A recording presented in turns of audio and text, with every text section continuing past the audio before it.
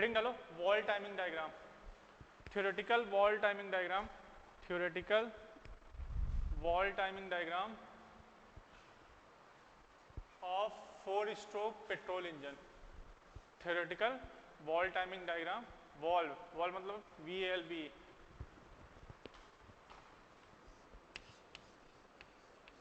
Theoretical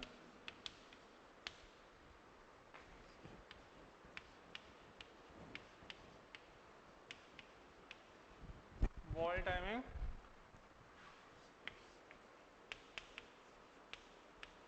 diagram for 4 stroke petrol engine. ठीक, अब देखो एक्चुअली में होता क्या है, ये डायग्राम होता क्या है, बताता क्या है। जैसे आप लोग पढ़े हो 4 स्ट्रोक इंजन में कितने स्ट्रोक होंगे, 4 स्ट्रोक होंगे। ठीक, अब चारों स्ट्रोक में कब आपकी वॉल्व ओपन रहेगी, मतलब एक वॉल्व ओपन रहेगी, कब आपकी वॉल्व दोनों वॉल्व एक साथ ओपन रहेगी, कब आपकी एक वॉल्व बंद रहेगी एक वॉल्व क्लोज रहेगी, और कब आपकी दोनों वॉल्व क्लोज रहेगी।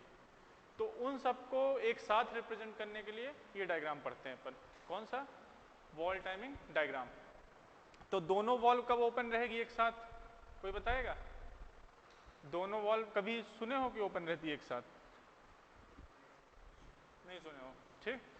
और क्या कहते हैं, दोनों वॉल्व क्लोज रहती है एक साथ, ये तो पढ़े होगे आप लोग, कंप्रेशन और एग्जॉस्ट स्ट्रोक, एक्सपांशन स्ट्रोक में ओपन रहती है। लेकिन होता क्या है एक्चुअली में, इसका एक और वर्जन पढ़ोगे, ये तो अभी आप लोग क्या पढ़ रहे हो, थ्योरेटिकल। इसका एक और वर्जन पढ़ोगे क्या, actual wall timing diagram for 4 stroke petrol engine. Actual में आप देखोगे कि एक कुछ ऐसे टाइम्स आएंगे जहां पे दोनों वॉल्व एक साथ ओपन रहेगी, कुछ ऐसे मोमेंट्स आएंगे, टाइम आएंगे जहां पे दोनों वॉल्व एक साथ ओपन रहेगी। थ्योरेटिकल में आपको नहीं मिलेगा पर एक्चुअल में मिलेगा। उसी को फिर अपन क्या डिफाइन करते हैं, वॉल ओवरलैप। सुने हो वॉल्व ओवरलैप, जब दोनों वॉल्व एट ए टाइम एक साथ ओपन रहती हैं उसको क्या बोलते हैं अपन, वॉल्व ओवरलैप। वॉल्व ओवरलैप के बारे में तो बाद में पढ़ेंगे, लेकिन वॉल्व ओवरलैप से नुकसान क्या होता है ये बताओ मुझे। एफिशिएंसी डिक्रीज होती है, वेरी गुड, लेकिन कैसे डिक्रीज होती है?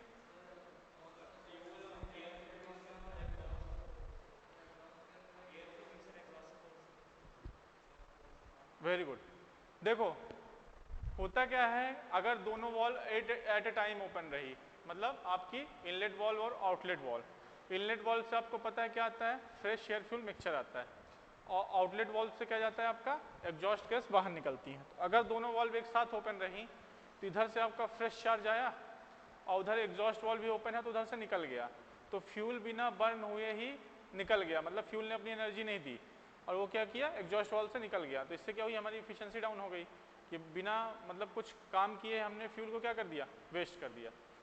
अब इधर साइड क्या फर्क पड़ता है, आपके सक्शन ये इनलेट वॉल्व जब ओपन रहती है तो भाई इधर से फ्रेश चार्ज आया उधर से निकल गया एग्जॉस्ट से, ये तो इधर का इफेक्ट हुआ एग्जॉस्ट वॉल्व का। इधर से क्या होता है, जो आपका फ्लू गैसेज रहता है वो क्या होता है, वो आपके इनलेट वॉल्व के थ्रू किधर चला जाता है, कार्बोरेटर के अंदर चला जाता है, और वो कार्बोरेटर को क्या करता है, नुकसान पहुंचाता है। तो दोनों साइड से घाटा है, ठीक है ना। एक साइड से फ्रेश एयर फ्यूल का मिक्सचर निकल जाता है एग्जॉस्ट वॉल्व से, और एक साइड से आपका ये क्या करते हैं, फ्लो गैसेस निकलती हैं कार्बोरेटर में। तो इसीलिए वॉल ओवरलैप को जितना हो सके उतना मिनिमम रखना है, ठीक, जितना हो सके उतना मिनिमम रखना है। तो थ्योरेटिकल वाले में तो ये कॉन्सेप्ट नहीं आएगा, लेकिन वॉल टाइमिंग का मतलब है यही होता है कि वॉल कब ओपन होती है, कितना टाइम लेती है ओपन होने के लिए। ऐसा नहीं कि अभी आप लोग क्या पढ़े हो, जैसे पिस्टन बीडीसी पे पहुंचता है वॉल्व ओपन हो जाती है सडन, ऐसे सडन ओपन नहीं होती, उसको भी ओपन होने के लिए कुछ टाइम लगता है। भाई कैम मैकेनिज्म ऐसे थोड़ी है कि उसको सडन ओपन कर देगा, उसके लिए भी कुछ टाइम लगता है। लेकिन हम क्या बोलते हैं, जैसे टीडीसी या बीडीसी, जैसे टीडीसी पे है पिस्टन तो आपकी सक्शन वॉल्व ओपन हो गई और आपका सक्शन स्ट्रोक चालू हो गया, ऐसा नहीं होता है, एक्चुअली में नहीं होता, लेकिन थ्योरेटिकली ऐसा होता है, ठीक। तो जब एक्चुअली आप लोग पढ़ोगे तो उसमें आपको एक वॉल को, जैसे इनलेट वॉल को ओपन होना है तो उसके लिए कम से कम 15 से 20 डिग्री क्रैंक रोटेशन का टाइम लगता है। एक्चुअली रोटेशन क्या रिप्रेजेंट करता है? टाइम। ठीक, रोटेशन क्या रिप्रेजेंट करता है? टाइम। तो टाइम लगता है 15 से 20 डिग्री का टाइम लगता है वॉल्व को ओपन होके क्लोज होने तक। ठीक, तो ये आप लोग किस में पढ़ोगे? एक्चुअल में। लेकिन आइडियल में अभी जो अपन ने ideal working of 4 stroke petrol engine पढ़ा है उसके अकॉर्डिंग पढ़ोगे। ये डायग्राम क्या 2 स्ट्रोक इंजन के लिए वैलिड रहेगा? जो अभी हम लोग पढ़ेंगे डायग्राम, तो क्या 2 स्ट्रोक इंजन के लिए वैलिड रहेगा?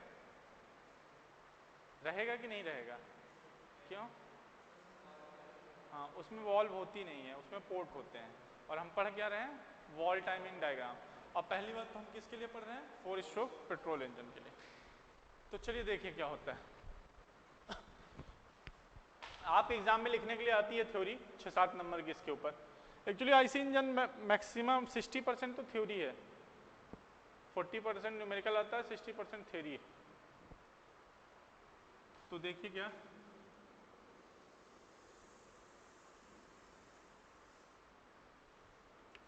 ऊपर साइड को क्या बोलते हैं अपन?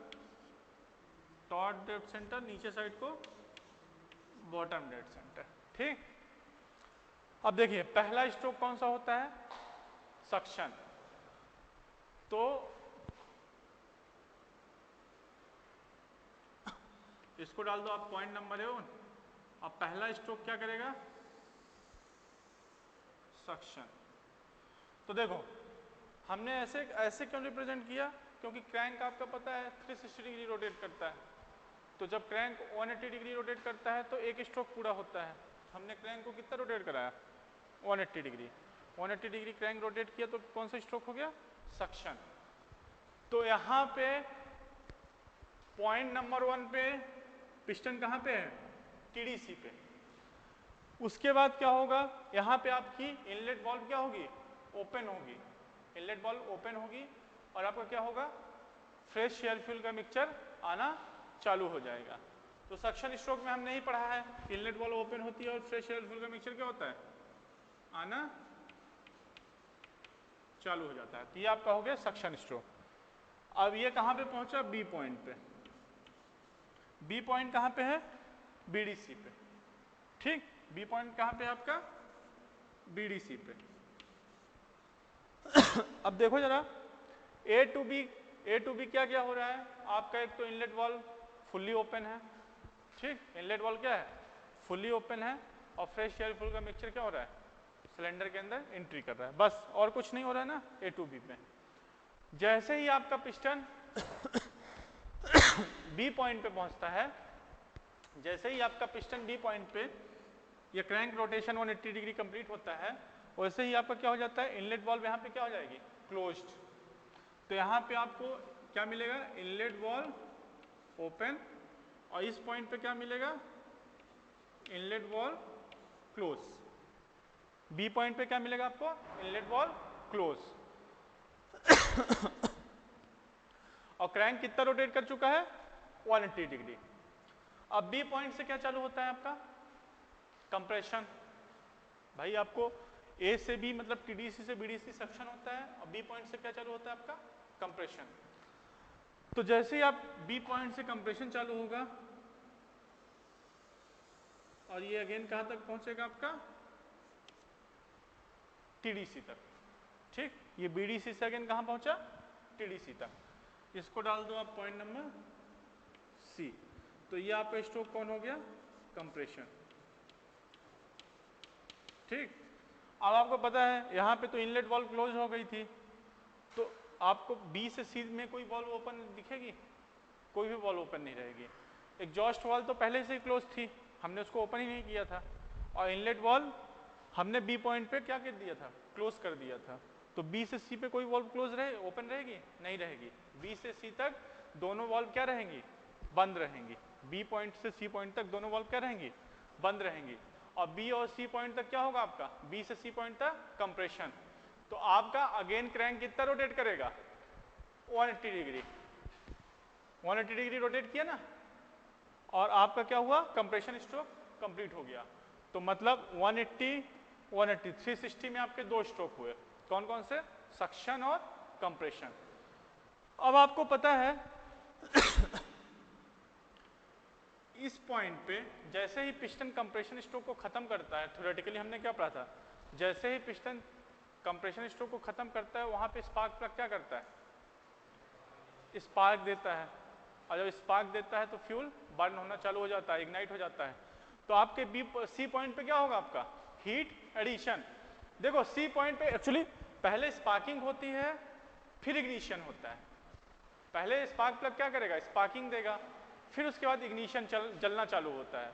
लेकिन एक्चुअली में हम क्या बोल देते हैं कि सब सी पॉइंट पे ही हो जाता है, मतलब सी पॉइंट पे ही स्पार्क प्लग ने क्या दिया, स्पार्किंग दी, और सी पॉइंट पे ही वो जल के हीट ऐड कर दिया। ये थ्योरेटिकल होता है, लेकिन आइडियल में प्रैक्टिकल में ऐसा नहीं होता है। प्रैक्टिकल में उसको कुछ डिग्री ऑफ क्रैंक रोटेशन चाहिए होता है, स्पार्किंग से लेके इग्निशन तक उसको कुछ ना कुछ डिग्री ऑफ क्रैंक रोटेशन चाहिए होता है। लेकिन आइडियली अपन क्या पढ़ते हैं, अब ये पढ़ क्यों रहे हैं, आप बोलोगे सर आप तो सब एक्चुअल बताओ ना, ये क्यों पढ़ा रहे हो। तो एक्चुअली ये रेफरेंस रहेगा, जब उसको पढ़ोगे ना तो ये एज ए रेफरेंस काम करेगा, इसलिए इसको पढ़ रहे हैं। और कभी कभी पेपर में एक्चुअल और थ्योरेटिकल बॉल टाइमिंग डायग्राम दोनों पूछता है, इसलिए इसको पढ़ रहे हैं। तो यहाँ पे देखो क्या होगा, यहाँ पे आपका क्या चीज होगा, हीट एडिशन। सी पॉइंट पे क्या होगा, हीट एडिशन। हीट एडिशन मतलब कांस्टेंट वॉल्यूम हीट एडिशन। क्या होता है पेट्रोल इंजन में, क्या होता है ideally constant volume heat addition. ठीक, अब देखो जरा, सी पॉइंट के बाद जब कंप्रेशन स्ट्रोक खत्म हो जाता है उसके बाद कांस्टेंट वॉल्यूम हीट एडिशन होता है, उसके बाद क्या होता है, एक्सपांशन स्ट्रोक चालू होता है। तो सी से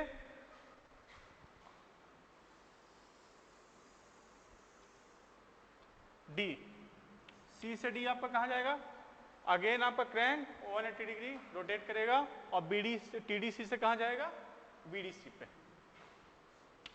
अब देखो कंप्रेशन स्ट्रोक में दोनों वॉल्व क्लोज थी, और आपके एक्सपांशन स्ट्रोक में भी क्या रहेगी, दोनों वॉल्व क्या रहेंगी, क्लोज रहेंगे। तो ये आपका कौन सा स्ट्रोक हुआ, एक्सपांशन स्ट्रोक। ठीक, इसमें क्या होगा, आपका सी से डी पिस्टन क्या किया, एक्सपांशन स्ट्रोक किया। एक्सपांशन के बाद कारण जानते हो आपको क्या मिलता है, वर्क। एक्सपांशन स्ट्रोक में आपको क्या मिलता है, वर्क। तो यूजफुल वर्क आपको मिला सी से डी में, और आपकी दोनों वॉल्व क्या रहेंगी, क्लोज एक्सपांशन स्ट्रोक में। इसके बाद यहाँ पे डी पॉइंट पे आपको पता है मैंने क्या बताया था, डी पॉइंट पे मैंने बताया था जब पिस्टन एक्सपांशन स्ट्रोक को खत्म करता है उस केस में, जब पिस्टन कहाँ पहुँचता है, बीडीसी पे, उस केस में आपकी एग्जॉस्ट वाल्व ओपन हो जाती है और आपका हीट रिजेक्शन हो जाता है। कांस्टेंट वॉल्यूम हीट रिजेक्शन पढ़े हो ना ऑटो साइकिल, जब पिस्टन आपका कहाँ पहुँचता है, बीडीसी पे, तो उस केस में आपका क्या होता है, एग्जॉस्ट वाल्व फुल्ली ओपन हो जाती है, और उस केस में आपका क्या हो जाता है, हीट रिजेक्शन। तो यहाँ पे आपका क्या होगा, exhaust valve open. D point पे तो आपका क्या होगा, एक तो एग्जॉस्ट वाल्व आपकी क्या हो जाएगी, फुली ओपन। पर एक्चुअली में ऐसा नहीं होता, एग्जॉस्ट वाल्व को भी ओपन होने में कुछ टाइम चाहिए होता है। लेकिन क्योंकि हम क्या पढ़ रहे हैं, थ्योरेटिकल, तो हमने मान लिया कि डी पॉइंट पे ही एग्जॉस्ट वाल्व क्या हो गई, फुली ओपन हो गई, और यहाँ पे क्या हो जाएगा आपका, हीट रिजेक्शन। हीट रिजेक्शन हो जाएगा। तो जो भी 90 to 95% ऑफ द हीट मतलब फ्लू गैसेस, हीट मतलब क्या है, फ्लू गैसेस, जो भी 90 to 95% of the flue gases रहेगा वो आपका डी पॉइंट पे ही क्या हो जाएगा, सिलेंडर से बाहर निकल जाएगा। अब इसके बाद डी पॉइंट से के बाद जब आपका हीट रिजेक्शन हो जाता है उसके बाद कौन सा स्ट्रोक होता है, एग्जॉस्ट। उसके बाद कौन सा स्ट्रोक होगा, एग्जॉस्ट स्ट्रोक। 6 प्रोसेस मैंने बताई थी, जो 4 स्ट्रोक की वर्किंग पढ़ाई थी, 6 process, suction, compression, constant volume heat addition, expansion, heat rejection यानी कांस्टेंट वॉल्यूम हीट रिजेक्शन, और एग्जॉस्ट। तो 6 हो गए ना, देखो suction, compression, heat addition 3, expansion 4, heat rejection 5, exhaust 6 process हुई पूरी। अब देखो यहाँ पे इनलेट वॉल्व आपका ये पहुंचा पॉइंट नंबर ई पे। यहाँ पे आपका क्या है, इनलेट वॉल्व और एग्जॉस्ट वॉल्व ओपन है, इनलेट वॉल्व क्या है, क्लोज्ड है। अब ये पिस्टन कहां से बीडीसी से फिर कहां पहुंचा टीडीसी पे, तो आपका कौन सा स्ट्रोक हुआ एग्जॉस्ट स्ट्रोक। एग्जॉस्ट स्ट्रोक हुआ तो क्या हुआ 90 to 95% हीट तो यहीं पे रिजेक्ट हो गई डी पॉइंट पे, लेकिन जो बचा था जैसे यहाँ पे कितना हीट रिजेक्ट हो जाती है 90 to 95% of total heat, total heat जो है यहाँ पे डी पॉइंट तो उसका 90 to 95% यहीं पे रिजेक्ट हो जाता है। बाकी जो बचा 5 से 10% है वो कहाँ रिजेक्ट होता है इस वाले स्ट्रोक में एग्जॉस्ट स्ट्रोक में, ठीक। बाकी बचा 5 से 10% हीट कहाँ पे रिजेक्ट होता है इस वाले स्ट्रोक में, किसमें एग्जॉस्ट स्ट्रोक में। अब यहाँ पे क्या होगा आपका ई पॉइंट पे आपका क्या हो जाएगा एग्जॉस्ट वाल्व क्लोज्ड, और क्या होगा ई पॉइंट पे inlet valve open. Very good. अब क्या हुआ अगेन पिस्टन कहाँ पे पहुंच गया टीडीसी पे, और उसने एक साइकिल एक पावर साइकिल को क्या किया कंप्लीट कर लिया। मैंने बताया था ना जब क्रैंक 2 रोटेशन लेता है तो 4 स्ट्रोक इंजन में एक पावर साइकिल होती है। तो देखो एक रोटेशन ये वाला हुआ पूरा 360 और एक रोटेशन ये वाला हुआ पूरा 360, तो एक साइकिल पूरी पावर साइकिल खत्म। अब क्या होगा अगेन दूसरी पावर साइकिल चालू हो जाएगी सक्शन कंप्रेशन, ठीक। तो यहाँ पे एग्जॉस्ट वाल्व क्लोज्ड होगा और इनलेट वाल्व क्या होगा ओपन, और फिर ये साइकिल फिर से क्या हो जाएगी रिपीट हो जाएगी, ठीक। तो ये है आपका theoretical valve timing diagram for 4 stroke petrol engine, theoretical valve timing diagram for 4 stroke petrol engine.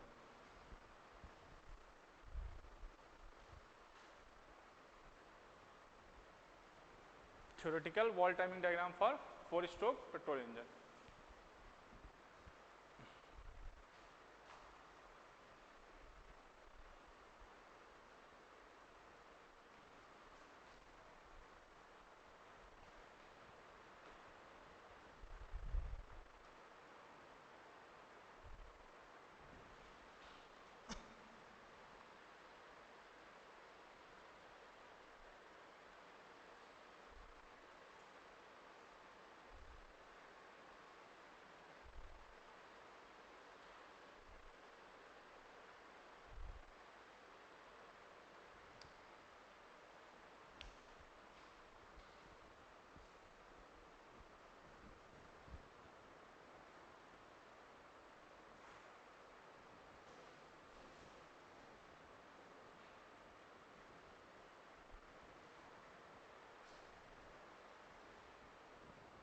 तो अब आप लोगों के पेपर में आएगा तो बना लोगे इसको, ये तो बहुत इजी है, कुछ नहीं करना, 4 डब्बा सर्कल बनाना है, सेमी सर्कल, चार सेमी सर्कल है ना, 1 2 3 4 सेमी सर्कल है,